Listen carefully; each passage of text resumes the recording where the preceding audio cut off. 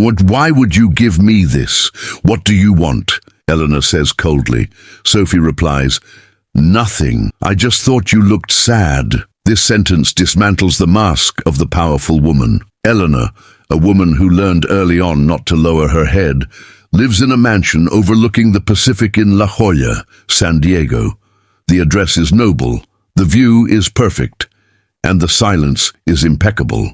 In the morning, the blinds rise by themselves, the light filters through the pale walls, and the housekeeper, Mrs. Caldwell, moves around the house as if conducting an invisible orchestra. Good morning, ma'am. Jasmine tea or coffee? Tea, Eleanor replies, without looking. And the newspaper? She speaks precisely, as if delivering a verdict. At the head of the long table, a cup, a saucer, and a crumb-free plate. On the other side, a frame with an old photo, Eleanor and Daniel laughing at Ellen Browning Scripps Park. He, light, his shirt open to the wind. She, serious, trying to hold back her laughter. The painting seems like a window to a place where the house had a good sound. Today's agenda, Eleanor asks, looking up just enough. Hospital board meeting at 10, call with the New York office at noon, and a benefit dinner at 7, how? Mrs. Caldwell lists. The lawyer asked for 5 minutes around 3 Tell him I have 10, Eleanor cuts him off, and confirm the dinner. As the housekeeper walks away, the phone vibrates. It's Victor Hale, a businessman who smiles more at his own reflection than at people. Eleanor, my friend, we need to close that deal. The whole town will be talking about it. The town talks about many things, Victor. Most of them useless. You're tough, but I love that about you. You love what you think you can get from me. Send the proposal by email. I'll read it when I can. She ends the call unceremoniously. Arrogance? Many would say so. Eleanor prefers to call it defensiveness. After Daniel left 5 years ago, too quickly, too cruelly, she discovered that the world hits her less when you don't offer yourself. Without children, without easy laughter, without the good mess of domestic life, she began to occupy seats, boards, committees, invitations. She became the name on plaques, a donor at events, a reference in society columns. At home, however, it was just her and a house too big. You're not eating much, Mrs. Caldwell ventures, bringing the plate. I'm eating enough. Enough to work, not enough to live, the housekeeper whispers gently. And living is a matter for when the workday is over, Eleanor concludes dryly, as if closing a file. From the terrace, the sea crashes against the rocks, as it always has. The sound enters, but doesn't occupy. In the hallway, Daniel's Steinway piano rests closed. Eleanor passes by it every day. She never opens it. She doesn't want to measure the size of the gap between one key and the next. It's going to rain this afternoon, Mrs. Caldwell warns from the doorway. Then tell the gardener to take away the outdoor chairs, Eleanor replies. And leave flowers in the drawing room. The white ones. The white ones? Yes. Thank you, Mrs. Caldwell. The housekeeper smiles slightly. Thank you rarely leaves Eleanor's mouth, and when it does, it's barely nearby, a block away, at the orphanage at Seaside Haven. The day begins with voices, running footsteps, and the smell of warm bread. The building is simple, with a community garden to the side where children grow what they can, herbs, tiny tomatoes, and stubborn flowers. Sophie, 9, is kneeling in the dirt, her hands dirty and her smile bright. Watch the roots, Sophie, Professor Letty says, leaning in beside her. I know, she whispers, concentrating. Dahlias like firmness, but not tightness. Sophie talks to the flowers like she talks to people. Every now and then, she gets up and chooses one, just one, to take with her. She holds it carefully, wraps it in paper, holds it close like someone carrying a tender secret. Which one are you taking today? Letty asks. A yellow one, the girl decides, her big eyes shining. A yellow one doesn't give up easily. In the courtyard, 3 boys argue over who will play first. Sophie steps between them and raises the flower as if it were a peace flag. Who dreamed of something good today? Letty teases, calling the group. I dreamed I had a dog, says one. I dreamed of Sunday pancakes, says another. Sophie raises her hand. I dreamed my family was waiting for me at the door with a note. It took a while, but you're here. Letty feels her heart sink inside. She sits next to the girl on the step. And what was the house like? There was a tree in front and a bell in the kitchen, and it smelled like orange cake. Orange cake smells like hugs. Letty smiles. Sophie doesn't complain about what she doesn't have. She dreams, and until her family arrives, she gives family to others. She shares snacks, laughs, lends a notebook, holds back tears. The flower in her coat pocket is a reminder of what she believes, that small things change big days. Sophie, what if the family doesn't come today? Letty asks cautiously. We'll wait, the girl replies simply. And while we wait, we'll take care of the garden. Suddenly, a volunteer arrives with boxes of donations. Sophie helps open them, sorting clothes, toys, and books. She holds a blue-covered book and reads the title slowly, spelling it out. Letty observes her concentration and remembers when she first arrived. Small, scared, clinging to a button on her own coat. Little by little, the girl learned to look straight ahead. Today, she observes the houses in the neighborhood with a healthy curiosity, not envy. Teacher, can I go to the sidewalk on the corner after homework? Yes, I just want to look at the street trees from above. I'll go with you, Letty promises. Sophie often returns from these walks with stories she makes up from the windows. There lives a lady who talks to the plants. There's a boy who plays the violin in secret. There's a dog who pretends to be a guard. In all of Sophie's stories, someone is caring for someone else. When I have a house, I'll plant flowers on the doorstep, the girl says, so that anyone who passes by will remember that there's color, even on a grey day. What are you going to do with the flowers? I'll give them to whoever needs them. My mother used to do that. A brief silence. Letty rests her hand on her back, a gesture that says, I'm here. You miss her, don't you? I do, but when I give someone a flower, it feels like they give me a hug back. On the classroom board, Letty writes the word of the day, hope. The children repeat. Sophie draws a stem rising next to the word, 2 leaves opening, and a small sun at the top. She believes that words grow too. Shall we review? Letty claps her hands. Who can give me an example of hope? Hope is waiting with a smile, a girl ventures. Hope is planting and watering, Sophie adds, even when we don't see the flower yet. In the late morning, Letty and Sophie prepare the garden for the afternoon sun. The chosen yellow dahlia is kept separate, wrapped in plain paper. Who's this for? Letty asks curiously. Sophie looks toward the street, as if listening to something in the distance. I don't know yet, but when I see it, I'll know. It's like that with flowers.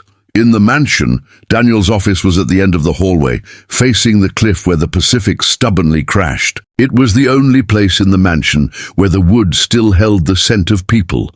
Leather from albums, varnish from the bookshelf, sea salt that wafted in through the window. Eleanor often passed by in the mornings, simply to straighten a frame, dust the desk, and maintain the appearance of what wasn't used. That afternoon, however, she went in to look. Mrs. Caldwell, where would I keep the deed to the Palm Desert land if I wanted to hide it from myself? She asked, standing in the doorway, a slight irony to disguise her urgency. In the bottom drawer of Mr. Daniel's desk. Of course, he murmured, already heading towards the piece of furniture. Light streamed through the slanted window, streaks of gold across the carpet. Eleanor knelt unceremoniously.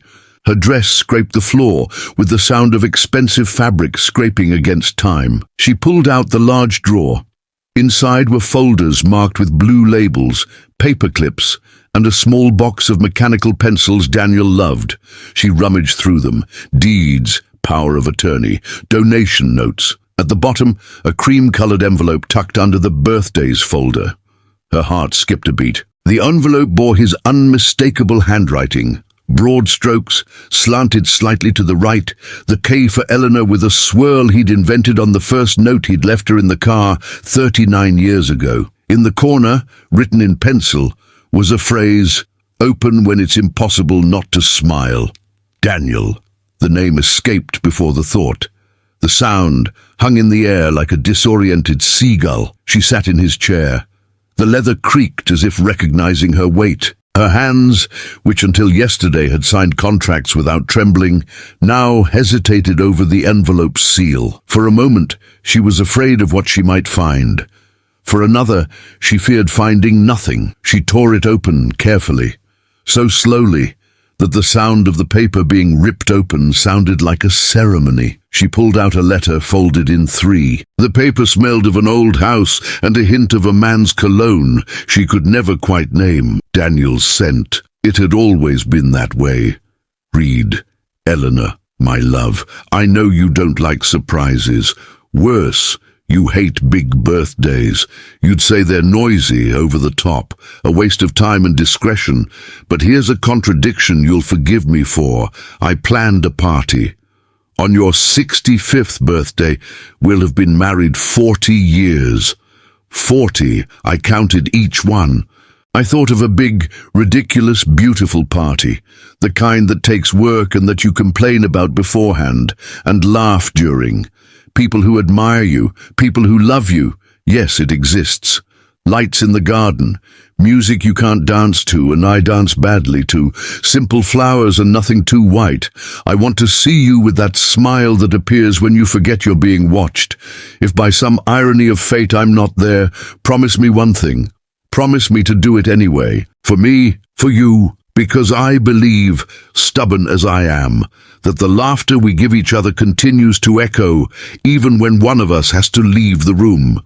With love, today and after, D. The first tear fell on the signature. Eleanor tried to stop it with her finger, as if protecting fresh paint. She read it again and again. With each reading, the room seemed to narrow between absence and presence. The silence deepened, not the icy silence of recent years, but that church-like silence where something greater than ourselves asks permission to enter. You planned, of course you planned, she said softly, almost laughing angrily. You never knew how not to plan for joy. One memory led to another. Daniel dancing on the lawn, without music, trying to do bolero steps with 2 left feet. Daniel filling the house with children on charity afternoons, cutting cake and always serving the first slice to her. Host eats first. Daniel writing notes on doorknobs. Opened carefully, there's a gift behind, which turned out to be just a flower stolen from his own garden. Their illness had arrived 5 years earlier, like a shattering of glass. First a diagnosis, then the sound of days falling to the ground. Months spent in the hospital at UC San Diego Health, cold hallways, bad coffee, made-up jokes to keep the pain from winning. Eleanor struggled with what she knew. Schedules, specialists, donations, promises. Daniel struggled with what he was. Laughter and faith. His faith was her laughter, and on a morning when the sea was so calm it seemed unreal, he left. 5 years. She repeated, staring at the calendar on the table. 5. Her hands clutched the paper. Her body insisted on remembering on its skin the weight of the embrace that no longer existed. A good anger rose from her stomach, not against Daniel, but against the injustice of the clocks. Between the tears and the remembered laughter, Eleanor felt something like desire for the first time in a long time, a desire to honor the absurd request, a desire to obey. The door creaked. Mrs. Caldwell poked her head in, carefully, as if she didn't want to scare a bird. "Do you need anything, Mum?" Eleanor wiped her eyes with the back of her hand and held up the letter, not hiding it. "Yes, I do. I need to remember how to do the impossible." The housekeeper entered, closing the door behind her. Her usually practical eyes twitched as she recognized the handwriting. "Is it his?" "Yeah. He planned a party for me, for my 65th birthday, and for our 40s. Mrs. Caldwell put her hand to her mouth, as if stifling a sob. "He would talk about it with the gardener sometimes. When the week smells like orange cake, he'd say. I thought it was just a way of saying it." Eleanor smiled, short, hurt and genuine. Me too. Silence. The sea punctuated the pause with crackling sound. Shall I bring you some tea? Suggested the housekeeper. Bring it. And ask Matteo to please not cut anything in the garden today. I need colours. Mrs. Caldwell nodded and left, leaving the door ajar. Eleanor turned her chair to face the window. The sun was already setting, tinting the water copper. She rested the letter on her lap and leaned her head back against the chair, closing her eyes for a moment. Her thoughts took a turn and returned to the same place. Party. Do you promise to do it anyway? You know me, he whispered. I don't like to make promises. He opened his eyes. He stood up. He walked to the Steinway piano and placed the letter on its closed lid. He ran his hand over the wood, brushing away an imaginary dust, the ancient gesture of someone who straightens the world by straightening a surface. If I promise, I'll do it, he added, staring at his own diffuse reflection in the piano's shine. The tea arrived. Steam rose from a gold-rimmed china cup that Daniel considered necessary pomp. Eleanor sipped slowly, feeling the warmth return to her hands. The room became an inventory of concrete memories. Her favorite pen, the antique globe with the sea roots, the photo of the two of them in Ellen Browning Scripps Park, laughing at the wind. Each object seemed to say, I am here, as if the entire house were responding to the letter. As night fell, the mansion grew silent in layers. Kitchen, hallway, foyer. In the office, only the creaking of wood and the sea. Eleanor turned on the beige fabric lamp and allowed herself to do something she'd forgotten how to do. Cry slowly. She cried from her eyebrows to her chin, cried loudly, cried the kind of crying that wouldn't fit in at the funeral, the inventory, the charity dinners. She cried until she remembered to breathe. I didn't want you to leave, she said to the void, and the void didn't scare her, but you left me an order and a map. And I've always been good with maps. He wiped his face, laughed at his own comment and read the letter again, this time out loud, as if praying, if by some irony of fate I'm not there. Promise you'll do it anyway. The living room clock struck 10, then 11. Midnight passed like a tide. Eleanor couldn't go to bed. She paced the house with the letter in her hand, mentally checking off each room as if it were a set of pieces on a stage. The lawn big enough for a dance floor, the trees with room to hang lights, the terrace that would make a good bar for the shy. She opened the balcony door and let the early morning wind in and mess with her rules a little. In the hallway, she stopped in front of the mirror. Her face, swollen from crying, didn't bother her. There was a new beauty there, the beauty of someone who was no longer trying to deceive her own heart. Daniel, I wanted to tell you, it's not going to work, that it's crazy, that it's only 3 days. She smiled in disbelief, thinking about the calendar. But when did you ever ask me for easy things? She remembered an afternoon long ago, early in their marriage, in Palm Springs. When he'd proposed they drive aimlessly until they found the best sunset on the road. She'd initially said no, it was reckless, and they'd ended up laughing on the hood of the car, burning their hands on the hot metal to watch the sky turn pink. Daniel had this detestable and adorable habit of stretching life until it could hold more laughter. In the office, he sat down again. He picked up a fountain pen. He pulled a piece of paper from the pad he used for letters. He wrote slowly, each letter like a small bridge. Dietin, I received your late and timeless invitation.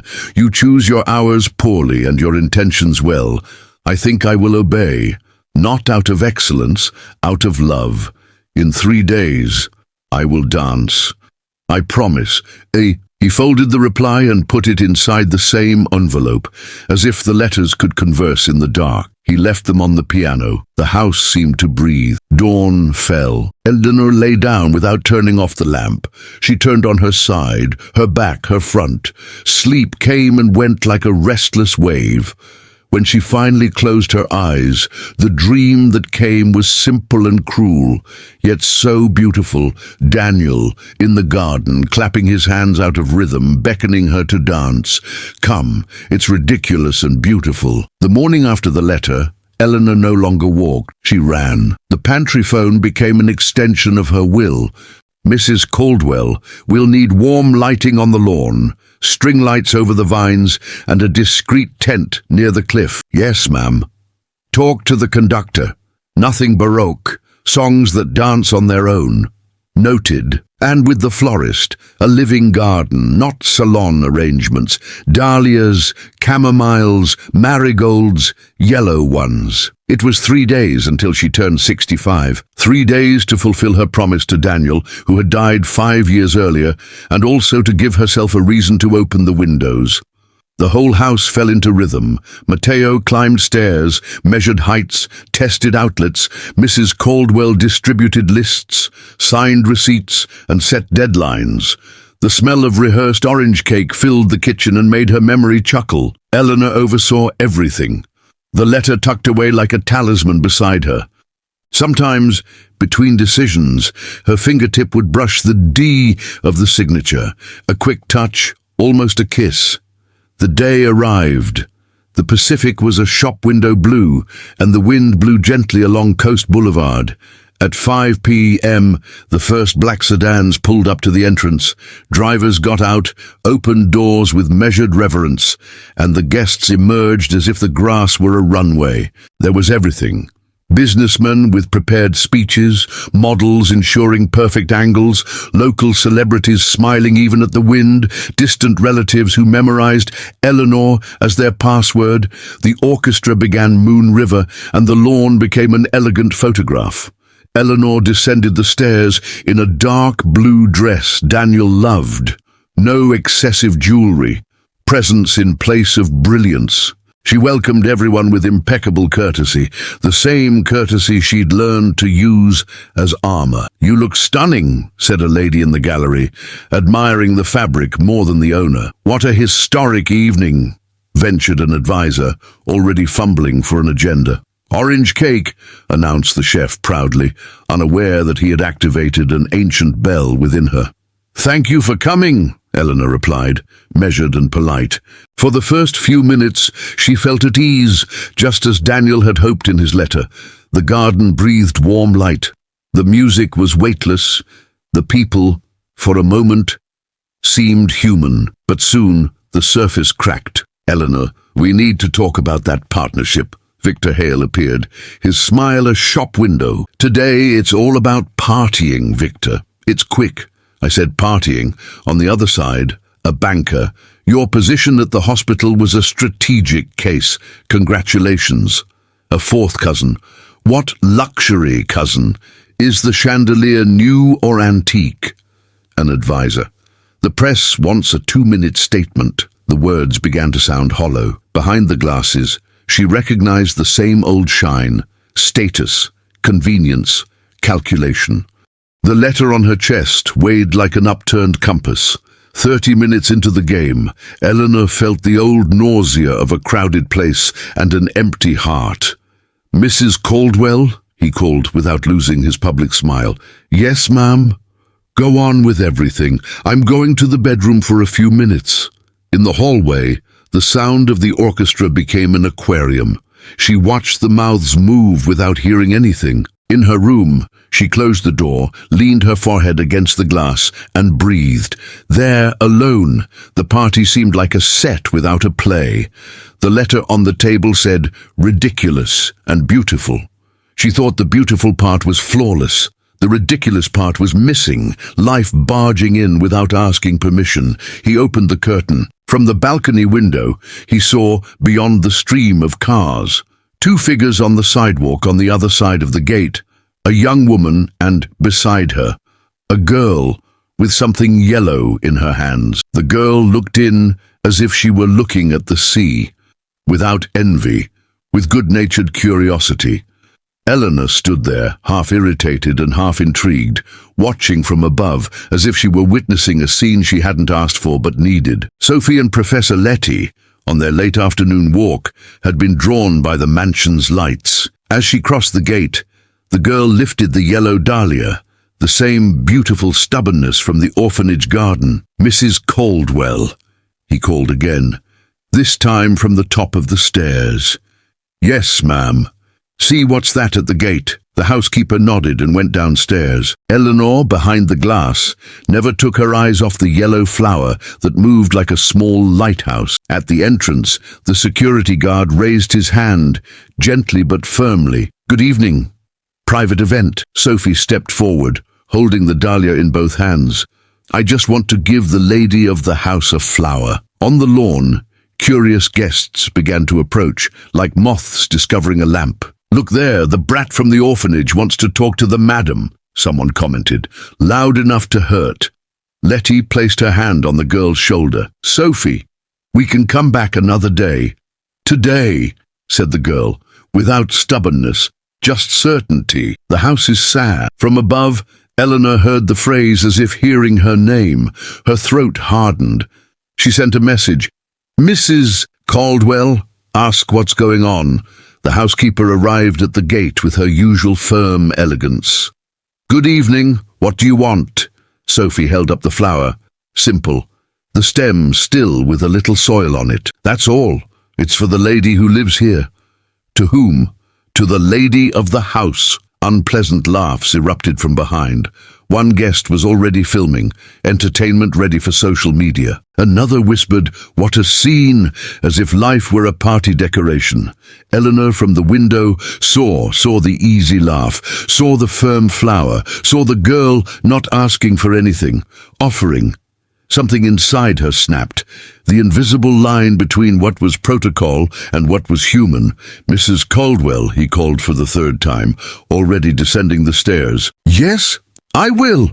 She crossed the hallway as if crossing a narrow bridge. Precise steps, heart racing, her dress brushing lightly against the banister. Victor tried to intercept her. "Is there a problem with the entrance? I can fix it." "No, Victor, thank you." She approached the gate. The lights cast gold on the wrought iron. The music faded into the distance. Sophie stared at her with serious, clear eyes.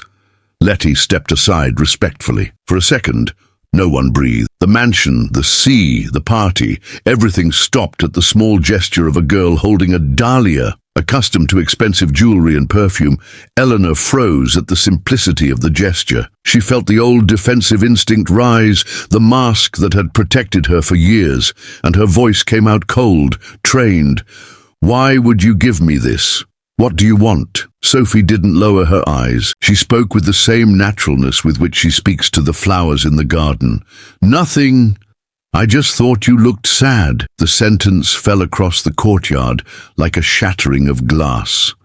And the powerful woman's mask shattered from the inside, from top to bottom. The laughter behind her faded. The housekeeper breathed a sigh of relief, as if seeing a door open on the right side. "What's your name?" The voice was no longer the same. "Sophie." Eleanor picked up the flower with trembling hands. The stem was covered in dirt. It wasn't a flower for a wedding. It was a flower for the path. For a moment, she felt only the light weight of the dahlia in her palm and the rough texture of the stem. The iron of the gate, the distant music, the whispers, everything seemed to lower in volume. "Thank you, Sophie." The voice came out almost in a whisper, but true. Behind, the guests held their breath. Some lowered their phones, embarrassed to be filming what no longer seemed like content. Mrs. Caldwell kept a watchful eye, her hand raised to block any intervention from the security guard. Victor, 2 steps behind, attempted a witty remark, but bit his tongue when he saw Eleanor's face. There was no room for jokes. Sophie, still with both hands free, tucked her hair behind her ear in that childlike way that organizes the world with a simple gesture. She took a half step back, as if giving and demanding nothing in return. "My mother used to give me flowers when I cried," he said, without drama, just memory. "But she's gone now. Now I do it to people who seem lonely." The words pierced Eleanor like a doorbell through the house. Lonely. The sea crashed against the rocks with a sound she knew by heart. She thought of Daniel opening his arms on the lawn, of orange cake sundaes, of notes on doorknobs. She thought of herself walking down long hallways with perfect strides and no hugs. "Do you think I look lonely?" he asked, not challenging but wanting to know. "Today, yes," Sophie replied, without malice. but it can be improved. We start with a flower. On the faces behind the gate, the silence changed color. It was no longer curiosity but respect. Mrs. Caldwell breathed slowly. The security guard looked at the ground, moved as if remembering his own first teacher. The orchestra, far away, played a note that lingered in the air.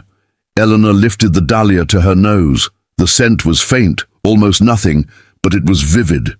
When she lowered the flower, her eyes no longer held the same hardened glow. It's been a while since anyone gave me something without asking for anything, he admitted, in a whisper that the mansion itself seemed to hear. Sophie smiled small, a smile of someone who doesn't want to scare the bird that has landed. That's all, said the girl. When we're sad, we need to remember that we still have color. Eleanor nodded. A short, disarming movement. The yellow dahlia there looked like a small key opening a huge door. The first tear came slowly, as if asking permission, then another and another. Eleanor tried to maintain her posture, the old discipline of a straight spine, a straight chin, but there was no longer a mask to hold. Sorry, she murmured to no one and everyone, as if asking permission to be human. Tears broke through her pride. She fell to her knees on the soft gravel before the gate, still clutching the dahlia. Sophie instinctively stepped forward, and Eleanor hugged her, carefully, as if embracing something fragile and yet incredibly strong. She rested her face on the small shoulder and cried. She cried for the 5 years she'd saved her tears for the night. She cried for the cake that wasn't baked, the dance that never happened, the letter that arrived late, and yet it arrived on time. On the lawn, the silence turned to commotion. A guest lowered her head, wiping the corner of her eye. A waiter, standing in the distance with a tray, took a deep breath to keep from trembling. Victor kept his words where he should have kept them from the beginning. The orchestra, unknowingly, tamed the tempo. Mrs. Caldwell took a step closer, her eyes watering, but she kept the right distance, the one that protects without interrupting. It's okay, Eleanor, he whispered, barely audible. It's okay. Eleanor pulled back for a moment to look Sophie in the eyes. There was a world in those small, steady eyes. Thank you for coming, she said, her voice already thick with water and truth. Thank you for seeing me. Sophie squeezed Eleanor's hand with surprising strength. Can I stay a little longer? She asked shyly. Eleanor smiled tearfully, the smile Daniel always looked for on her face, and stood up, her knees still weak. You can. In fact, she breathed, catching some of her breath. Come on in, come in. Opened the gate with a simple gesture that sounded enormous. Letty entered first, respectfully, looking at Mrs. Caldwell, who nodded with the kind eyes of someone who understands when a house changes hands for a second, from money to affection. Eleanor held Sophie's hand tightly, one hand in the other, the dahlia in the other, and led them both inside. As they passed, the guests parted wordlessly. No one dared applaud, no one dared take photographs. It was like witnessing an intimate ceremony that happened to be taking place in the middle of a party. At the threshold between the garden and the hall, Eleanor stopped and looked over her shoulder at the sea. The rhythmic crash of the surf seemed to give the mansion a heartbeat. Then, turning to Sophie, she spoke softly, as if sharing a life-saving secret. Inside there's a piano that hasn't been opened in 5 years. We can open it today, Sophie replied, with the simple certainty of good ideas. I think so. Eleanor smiled. I think today is the day to open things. The gate creaked, and Eleanor walked in with Sophie and Letty, the yellow dahlia in one hand, the other holding the girls. The music still played across the lawn, as if nothing had happened. But the party was no longer the center of attention. It was noise. Eleanor paused at the top of the porch steps. She took a breath. The warm light of the chords trembled on the leaves. The guests awaited the resumption of protocol, speech, toast, photo. Instead, they heard Eleanor's voice, calm and sharp. The party is over. You can go home. A buzz of excitement erupted. Victor Hale stepped forward, his smile ready. Eleanor, let's not exaggerate. I can manage the press, adjust the... Enough, Victor, She didn't even raise her voice. Today I look too much into mirrors that show nothing. He scanned the audience. There was shame on some faces, irritation on others. There were also people who were genuinely touched. For everyone, the same sentence, "You came for my last name, my money, my photograph." He swallowed hard but didn't tremble. "Don't make me waste any more time pretending it was for me." Hard silence.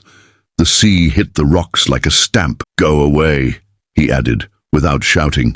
"Go away. You self-serving vultures." The word weighed on the lawn like a heavy object placed on thin fabric. Everyone felt it. Some guests lowered their heads, collected.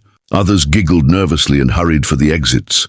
2 cell phones were discreetly put away. Mrs. Caldwell, with a practiced gesture, signaled to the staff, "Please, valet parking is free, gates are open. If you need a driver, let me know." And, more quietly, "No interviews." The conductor, sensing the mood, muted the orchestra. The sound died within seconds. The house breathed, and the night, finally, was night again. Inside, the entrance hall felt like a different place without the music. Footsteps echoed honestly. Eleanor placed the dahlia in a crystal vase, filled it with water, and turned to Sophie. "Do you want to see the house?" "Yes," said the girl, adjusting the hem of her coat. "If it's not in the way, you're not a problem." Eleanor said it with the pleasant surprise of someone who tastes a fruit and discovers it still tastes just right. Mrs. Caldwell approached. "Do you need me, Mum? I'll go from here." And Dean, with a grateful look, "Thank you for everything." The housekeeper nodded, her eyes moist and unblinking.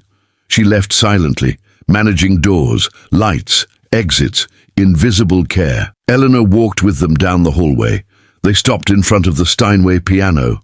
"It hasn't been opened in 5 years, he confessed, brushing the lid with his fingertips. "Today is the day to open things," Sophie reminded her, repeating what she had said at the gate. Eleanor sighed, smiled, a newborn smile, and lifted the lid.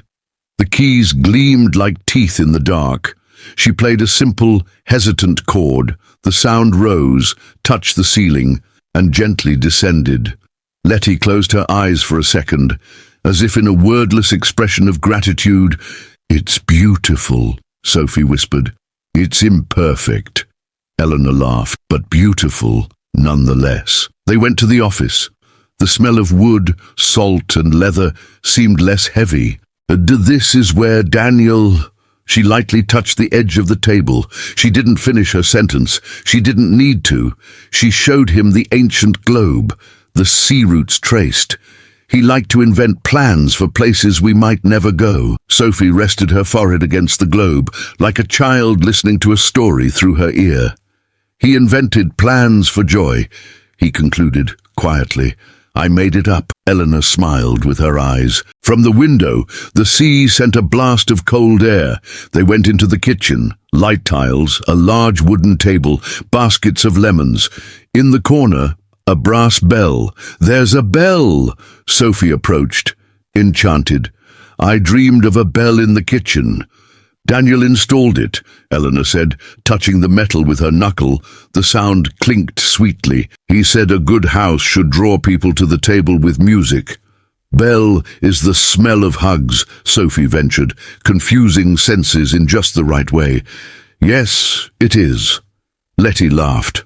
Complicit. Eleanor opened a high cabinet and took out 2 mugs. She poured hot chocolate, which Mrs. Caldwell always kept ready for a sweet emergency. Sophie sipped carefully, warming her hands. "Thank you," she said, discreetly licking a chocolate mustache. "Thank you," Eleanor replied sincerely.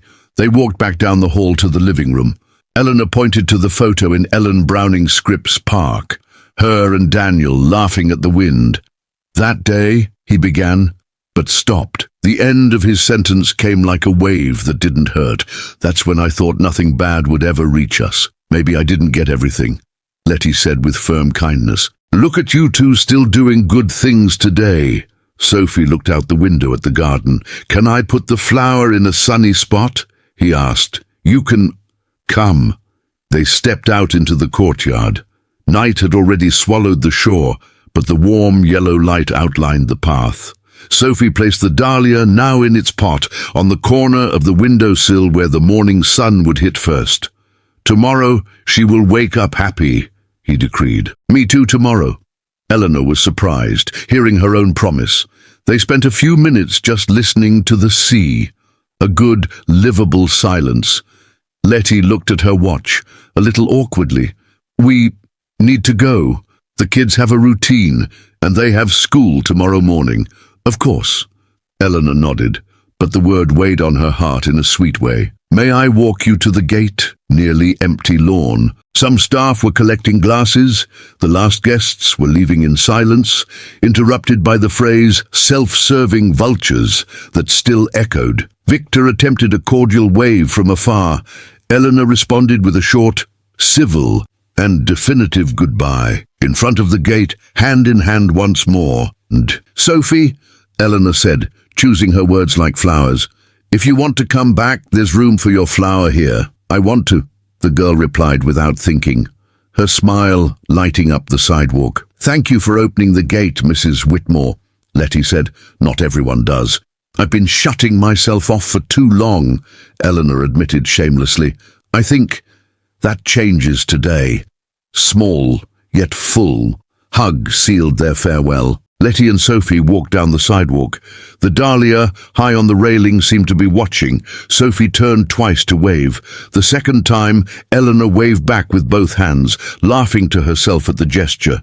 Inside the house, true silence. No orchestra, no forced laughter, no clinking glasses. Just the wind rustling through the foliage and the sound of the sea drifting in from the corners. "Good evening, Mrs. Caldwell," he said as he crossed the pantry. "Good evening, madam."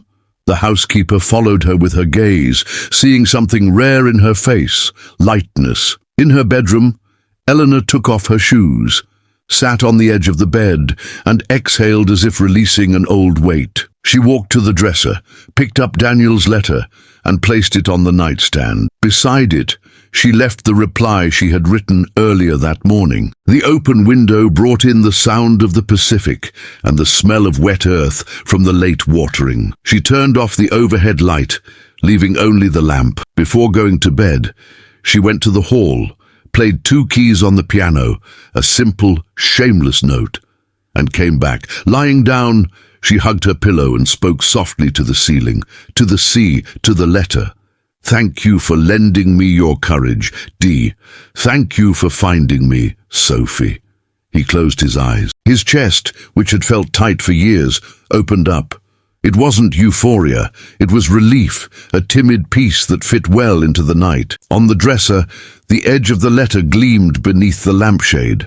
Outside on the windowsill, the yellow dahlia awaited morning, and the mansion, so large and so echoing, fell into a deep sleep for the first time in 5 years. The next morning, Eleanor woke before dawn with a craving she couldn't remember feeling. She went down to the kitchen and asked Mrs. Caldwell to wrap up a still warm orange cake. "To go," she explained, and the housekeeper nodded, happy to understand without further question. Soon, Eleanor was crossing Coast Boulevard, carrying the simple box and a bag of groceries. Seaside Haven smelled of bread, chalk, and a clean hallway. Sophie came running, stopped in her tracks, and raised her arms in a plea that was almost a prayer. "May I?" "Do please," Eleanor said, opening hers. The hug was short and thorough. Letty appeared with a smile that said, "I knew it." Eleanor left the donations in the pantry, washed her hands, and put on an apron. "Give me a task," she asked. Letty pointed to the marker-stained bookshelf in the reading corner, wobbly on one side.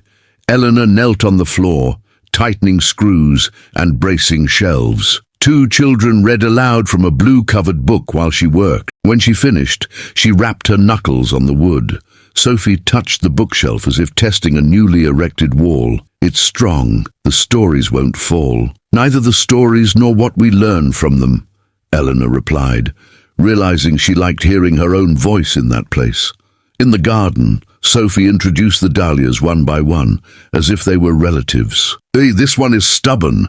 This one likes water in the morning. This one pretends to die and comes back," she explained. "Some people are like that." Eleanor commented, not realizing she was talking about herself. The two planted seedlings side by side, their nails losing their fear of the soil. "Don't you mind getting your hands dirty?" a boy asked. "I'm afraid I won't use them," she said, and Letty smiled with her eyes. At reading time, Eleanor began formally with perfect diction, her hands restrained. Then she loosened up, invented the voice of a dragon with a cold, made princesses sneeze, and scared away monsters with hiccups of laughter. A girl rested her head on her knee. "May I?" "Yes." The answer came without calculation, and opened an ancient chamber within her chest. As she left, Eleanor found a folded note in her coat pocket, written in a child's handwriting, "Remember to drink water. S." At home, she left the reply at the orphanage's reception. "I drank, and I played 2 notes on the piano." E. From then on, little pieces of paper began to fly from one address to another, like little birds. "Today, the sea is inky blue. Dahlia likes the morning sun. Today, I heard the sea. Me too." The old life didn't disappear, but its specific weight changed. At a hospital board meeting, someone proposed reducing funding for the community arts program. Eleanor thought of the screwed-in bookshelf, the crooked wolf she'd drawn that Sophie had taped to the wall to save the room. "I vote against it," she said firmly. "It's not strategic," a director retorted.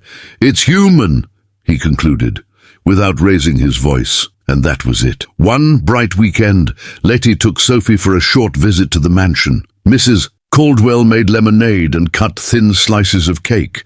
Matteo pointed out the vines that cling to keep from falling from the sky. Sophie walked through the rooms, leaving discreet notes tied with tape. "Today the wind smells like clean laundry. Opening the window in the morning helps the heart," Eleanor replied in the piano hallway. "Today I played 3 notes, 2 correct," and she laughed as she wrote the parenthesis. Visits to the orphanage became a pleasant routine. Eleanor helped with the fruit, the bills, the stories. She discovered she knew how to apologize to children when she got a name wrong. She began to enjoy leaving with her pants rolled up and no rings. And above all, she learned to recognize the silence that is rest, not a wall. In the late afternoons, on the patio step, she and Sophie exchanged small truths. "And I'm afraid no one will want me forever," the girl said, looking at the toe of her sneaker. "I'm afraid no one will really want me," Eleanor replied, staring at a stretch of sea beyond the houses.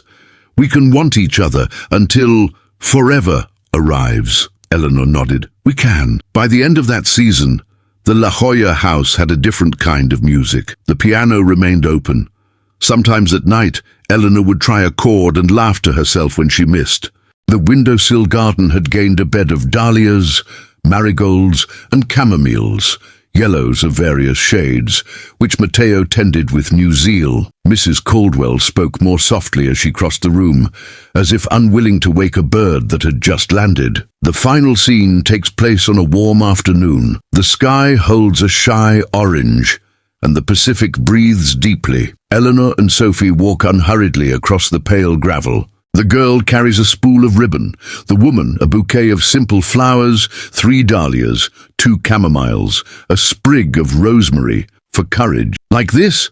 Sophie asks, tying the final bow. "Like this is perfect," Eleanor replies, and the adjective tumbles out fearlessly.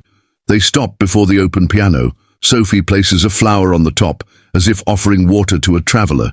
Eleanor plays 2 notes, breathes, tries a third. She gets it right. "See?" Sophie says, "The sea dances when we insist." Outside, the wind confirms it with a shiver in the leaves. They walk to the arch of climbing plants. The garden lights up the string lights one by one, like candles. Hand in hand, they pause on the windowsill where the first dahlia, now dried, stored in a glass jar, catches the last rays of day. Sophie breaks the silence as if asking a question she already knows the answer to. "When you're sad." "Who gives you flowers?" Eleanor looks at the bouquet, smells the barely there life of the petals, and genuinely smiles. "Now, you." Sophie looks very serious for a second. Position accepted. and then breaks into a smile that lights up windows. Letty appears on the side path, hugs, promised to return. Sophie waves goodbye, always two, and disappears with Letty down the avenue. Eleanor stays a little longer, listening to the good sounds of the world. Waves of palms, rustling leaves, a brass bell that sometimes rings by itself in the kitchen. Before entering, she quietly thanks the wind, the sea, the smiling man who still fits into every memory. Thank you, Dee, for the right direction. And looking at the flower kept in the glass. Thank you, Sophie, for finding me. End of story.